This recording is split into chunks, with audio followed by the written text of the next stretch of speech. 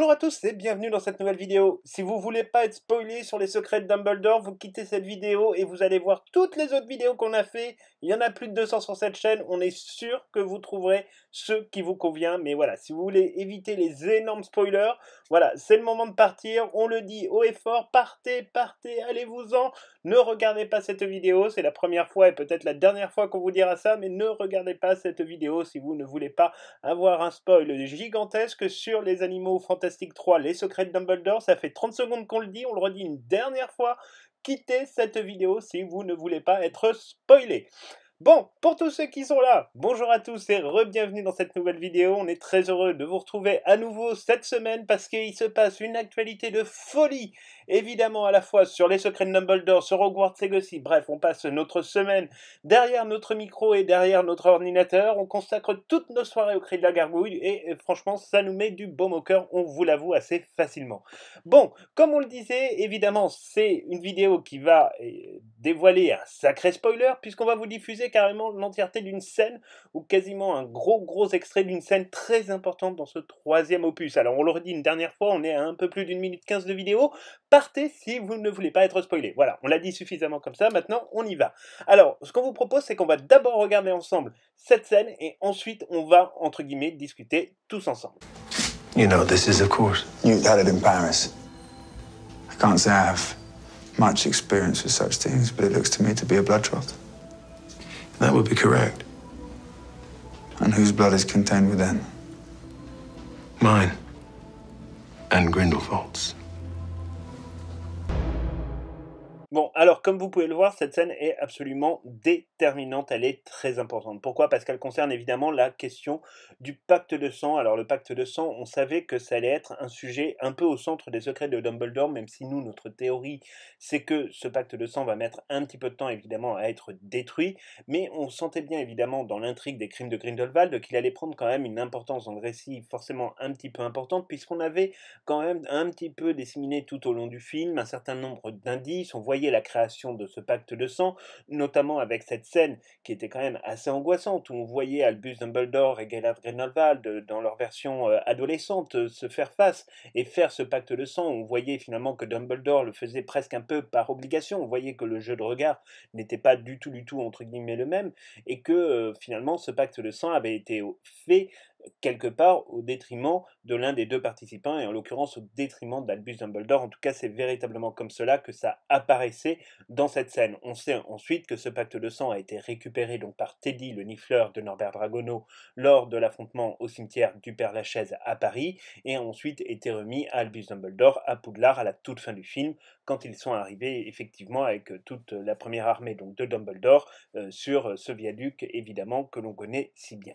Bon, alors, cette scène, elle est extrêmement complète. Pourquoi? Parce qu'elle nous apprend un certain nombre de choses. Alors, on va tenter d'analyser, mais il est possible que cette scène ait été un peu raccourcie, un peu coupée et peut-être un petit peu modifiée sur certains aspects par rapport à la version définitive que l'on verra dans le film. Il ne faut pas oublier qu'on est entre guillemets sur une vidéo qui est censée être une vidéo un peu promotionnelle, qui est là pour appâter entre guillemets le client, si on ose cette expression un peu marketing.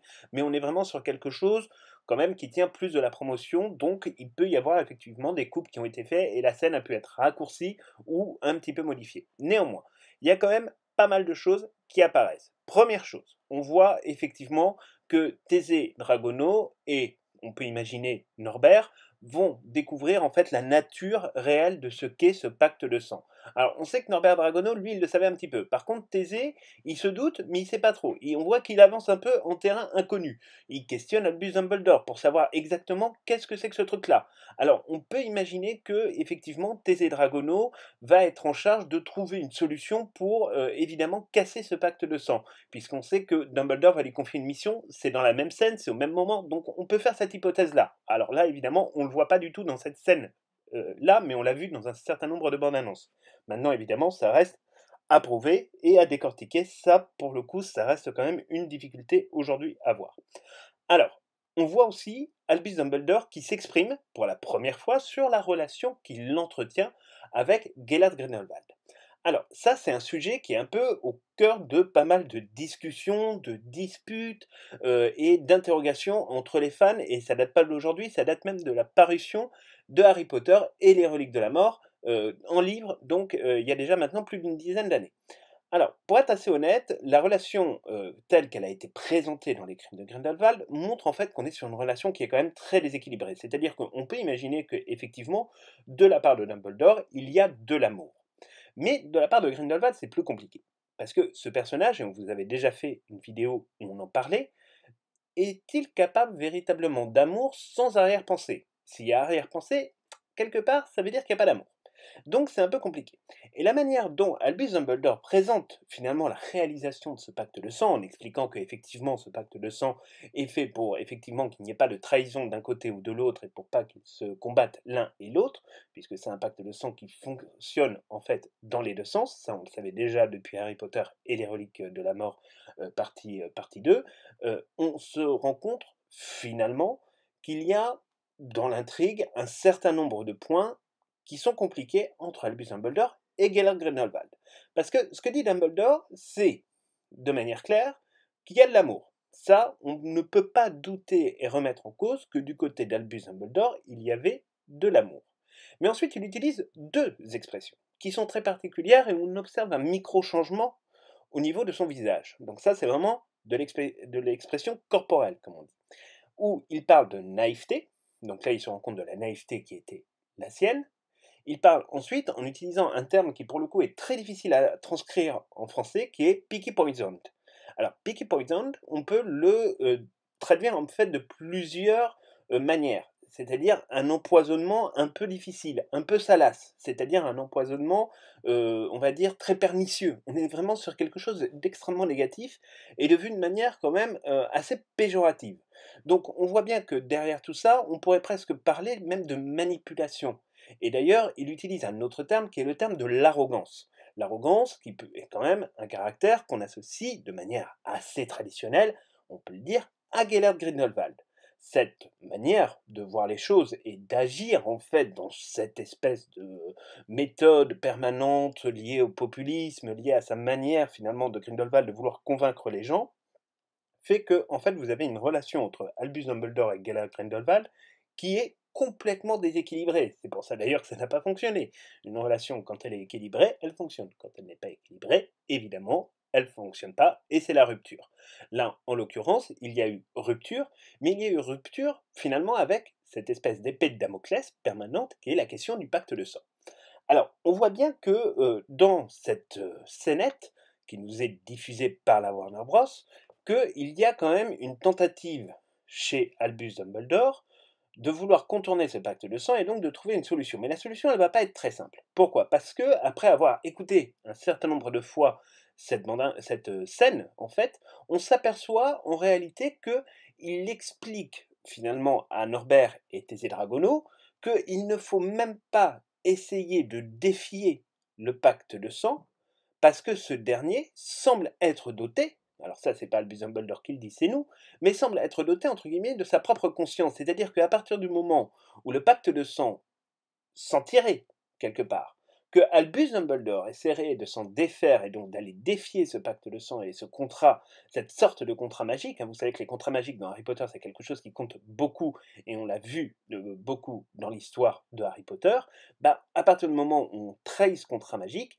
on voit Albus Dumbledore effectivement souffrir avec cette espèce de ligne, en tout cas de collier qui s'enroule autour de son poignet avec beaucoup de violence et qui va même jusqu'au niveau de son cou, parce que son cou est également atteint. Donc c'est quand même un sort qui est très particulier, qui rappelle d'ailleurs, on va le dire de manière assez claire, les dimensions du serment inviolable. Hein, c'est quasiment exactement les mêmes modes opératoires. Hein, c'est presque, on pourrait comparer image par image entre le pacte de sang et le serment inviolable que fait Severus Rogue avec Narcissa Malfoy dans l'impasse du justicieur dans Harry Potter et le prince de sang mêlé, mais on est quasiment exactement sur la même chose. Et on voit bien que effectivement, dès que ce pacte de sang sans qu'il se passe quelque chose, et bah évidemment ça a des répercussions sur l'un ou l'autre éventuellement des protagonistes de ce contrat magique. Donc là pour le coup c'est vraiment quelque chose d'assez impressionnant. Mais aussi, ce qu'on peut dire en voyant cette scène, c'est que la question de la destruction du pacte de sang va être quand même apparemment quelque chose de compliqué, parce qu'on voit bien que Albus Dumbledore est en très grande difficulté, qu'il en perd même sa baguette, qu'il est incapable finalement de gérer ce contresort, jusqu'à en fait, à un moment donné, choisir de renoncer en lui-même à défier ce pacte de sang, et c'est à ce moment-là que le pacte de sang revient vers lui. Donc si le pacte de sang est considéré finalement un peu comme un objet vivant, et qu'il est capable, entre guillemets, de se fier aux sentiments, finalement, qui sont ceux d'Albus Dumbledore, là, en l'occurrence, ça va quand même être, franchement, quelque chose de très coton. Maintenant, il va falloir évidemment regarder ce que cela veut dire une fois qu'on aura vu le film. Et nous, c'est la manière dont on interprète cette petite scène.